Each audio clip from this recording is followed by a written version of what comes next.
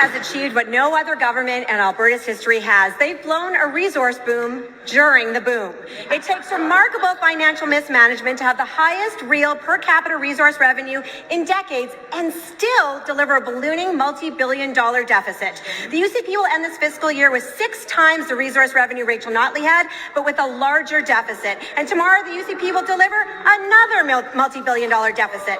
Truly unbelievable achievement. Is it getting awkward for the Minister of Finance to still describe his government as fiscally responsible with a straight face? After watching the Premier's address last night, Alberta's NDP have this to say: cut the bullshit and call the election. Danielle Smith and the UCP did not campaign on 9 new referendum questions. They don't have a mandate from Albertans for this. Not on separatism, not on pulling out of the CPP, not on breaching the charter rights of thousands of Albertans, not on coal mining in the Eastern Slopes, and not on two-tier healthcare. This reeks of desperation, so cut the bullshit, Premier. Stop with the distractions, and if you're so convinced that this is what Albertans want, call an election and let Albertans decide. And thank you very much for taking time to talk to me. Of course. Always thrilled to talk to you, Rajesh. Yes. So today, even though we got a budget and lot of Albertans are not very happy about that. And recently you said very good, like everything Premier or UCP is blaming on we are immigrants and as well as the price of the oil. Wherever in Rachel Notley did wonderful job, even price of the oil was very less. Mm-hmm. And immigrants is the same, like the Premier a couple of years ago, she was asking more and more immigrants from Justin Trudeau, and now she is blaming everything on the immigrant.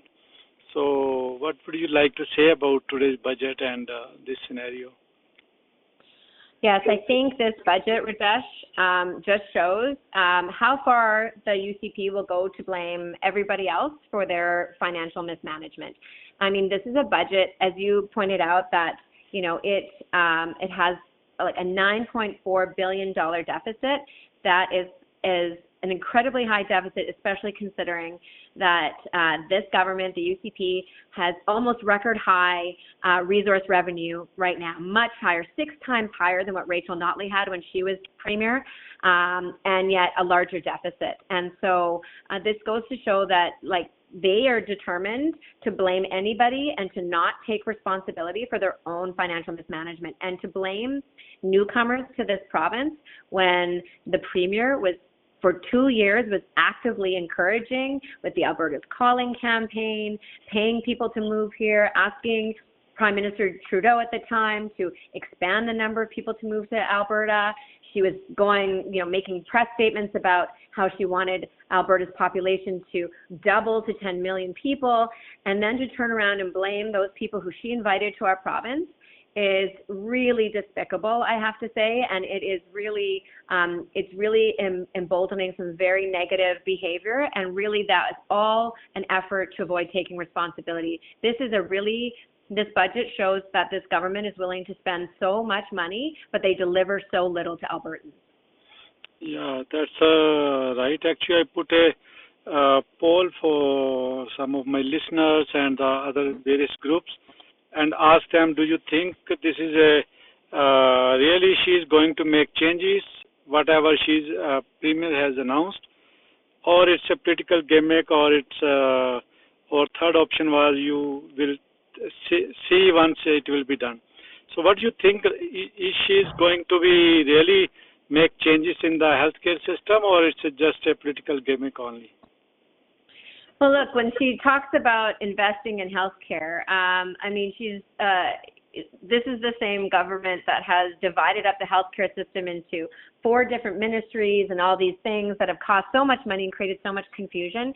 And I think at the end of it, you just look at it and say, as an Albertan, talk to your listeners, do any of them feel that their healthcare system is better now than it was a few years ago? We know it's not. We know that more and more people are telling these horrible stories of waiting long times in the emergency room, long waits to see a doctor, to get treatment, to get tests done. These things just keep getting worse.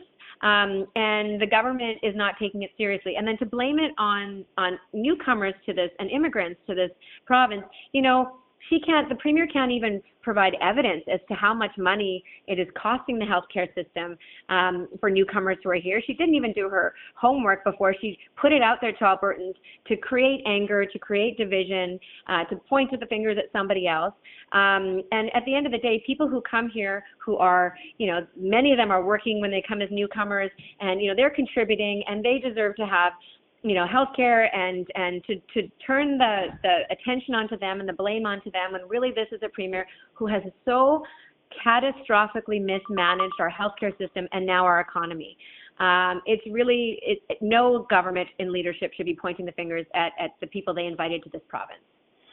Yeah, so thank you very much for answering this question. And Rakhi, what NDP will be doing better in case NDP will be in this position and putting this budget on, and where they will be making changes so that people will feel better and deficit will be low, because it looks like next year there is a deficit, and then again 27, 28 deficits are coming, and even though they have shown price of oil is quite higher where they predicted, now it will be going down definitely the way it's happening in the market. So what do you think NDP will be doing better to control the budget and bring the people's life better so that all these facilities they can avail over here? Yeah, I think there's a number of things we can do better, Rajesh. The first thing is to make sure that we're not wasting money. Right now, in what we've seen from the UCP over the last few years is that they have wasted hundreds of millions, if not billions of dollars on things like payouts to coal companies and to privatize the lab system, big contracts to surgical companies. They've been doing all of that, wasting money on things like these referendums that are really offensive, on separatism, provincial police force. All of those things are wasteful things. So first thing we'll do is we will not be doing that. We will also not be driving away investment by doing things like, separatism is just almost the worst thing this government can do for our own economy is to make us seem like an uncertain and unstable place to open a business, for companies to come and invest. And then this government has also driven away so many new opportunities to diversify our economy. This is the government, the UCP, that drove away the renewable energy sector. That's billions of dollars in lost revenue and income and jobs here in Alberta. But the other thing I want to say is that we're going to focus, when we are government, on what matters to Albertans. I'm sure your listeners know that the cost of living and affordability is the number one issue on their minds. If you can't pay the bills at the end of the month, if you can't afford your car insurance, if you can't pay for your rent or your mortgage, nothing else matters, really. And so we have to come up with real solutions to help people with this affordability crisis. This budget from the UCP, it predicts things are going to get worse.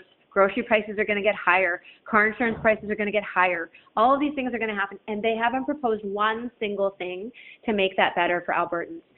I'm really proud of the work we've even done as opposition to put forward a number of measures and ideas to make things more affordable. This government's ignoring them all, but I can tell you, if we are government, we will be focusing on helping families out with their bottom line, their family budgets, making sure that they have more money in their pocket and that they have the health care and the education that they need when they need it. No, that's very good. And as a small business owner and hockey dad and family man, I have seen that everything is costing so high. Even it's insurance, and they are not fulfilling the whatever they're supposed to do. And especially we are in Calgary North, and this side, because of the hail, a lot of people are denied by the insurance companies, and still they are waiting for their funding for their home to be fixed, but nothing is happening, even though they are charging a lot of insurance to the people, and schools are full here, and everything, people are struggling a lot.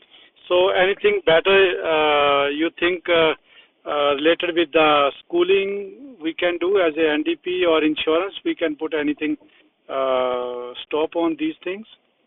Absolutely. And Rajesh, I've spent a lot of time in North Calgary and Northeast Calgary, and I know firsthand how the people there and the families there have been struggling for so long with the insurance problems. I don't think there's any part of the province that experiences as many insurance challenges as the people in Northeast Calgary. And meanwhile, we have not seen one single proposal. In fact, every time the UCP, we've raised this issue, particularly around the hailstorms, they ignore it, they pass it off because they don't want to interfere with insurance companies. Meanwhile, as you've said, not only are you waiting for payouts, but I know many people are struggling to get insurance now, even in Northeast Calgary, and their car insurance has gone through the roof. So I can tell you that one of the things that we put forward was measures so that insurance premiums cannot go up beyond the cost of living. That we thought that was very important. People should not be stuck with ever increasing insurance costs.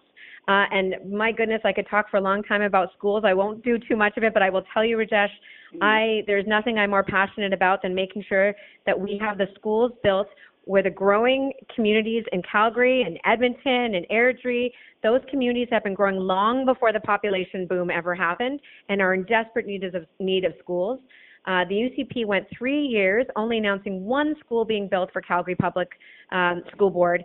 And I mean, that to me shows that they are just fine with putting kids in crowded classrooms or making parents have to travel hours with their kids to get to a local school. That is unacceptable. Children should be able to have a school in their community, and they should be in classrooms where there's enough supports and teachers who are ready to help support their learning. Every child deserves that. So public education has to be priority number one, getting those schools built, but also making sure that we can have the teaching staff and the EAs to make sure all kids feel supported.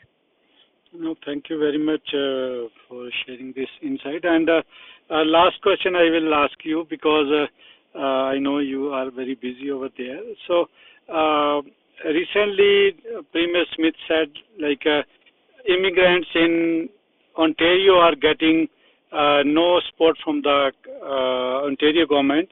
When CBC did the fact checking, and they said she's lying about that. And what you will like to say about these immigrants, what she blame on the immigrants, because a lot of immigrants are very much upset about her statement about the immigrants, like because of us immigrants or new immigrants, schools are full and hospitals are full, and other people are not able to get the services from these two things.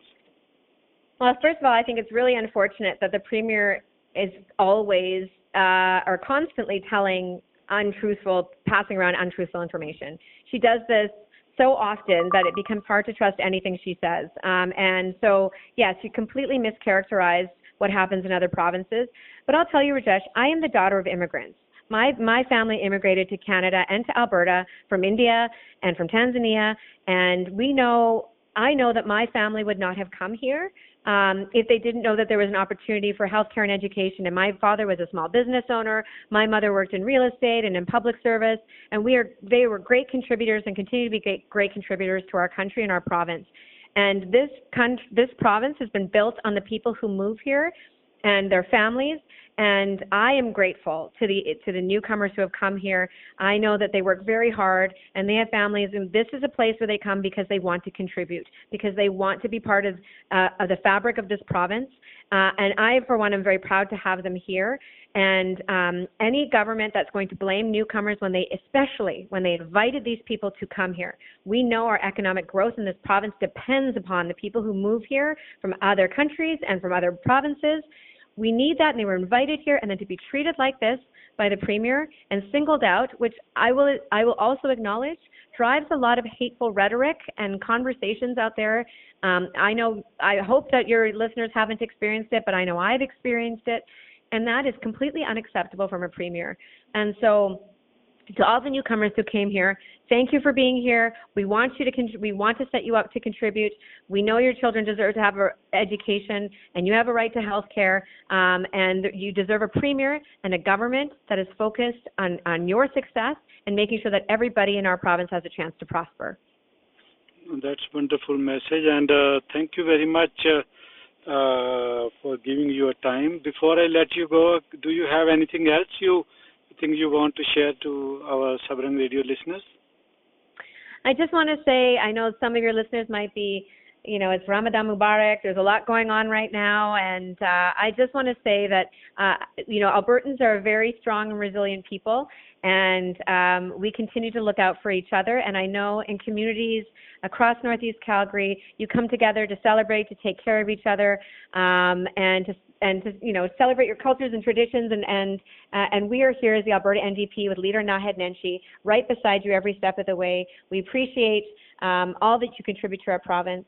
We hope that we continue to work with you to make this province's opportunities come true for everyone, but also that we're hearing your priorities on cost of living, on healthcare, on education, on good paying jobs, and that is what we're focused on, and they can rely on us with the Alberta NDP and Naheed Nenshi to deliver for them. Thank you very much, Deputy Leader Rakhi Pancholi, for your time.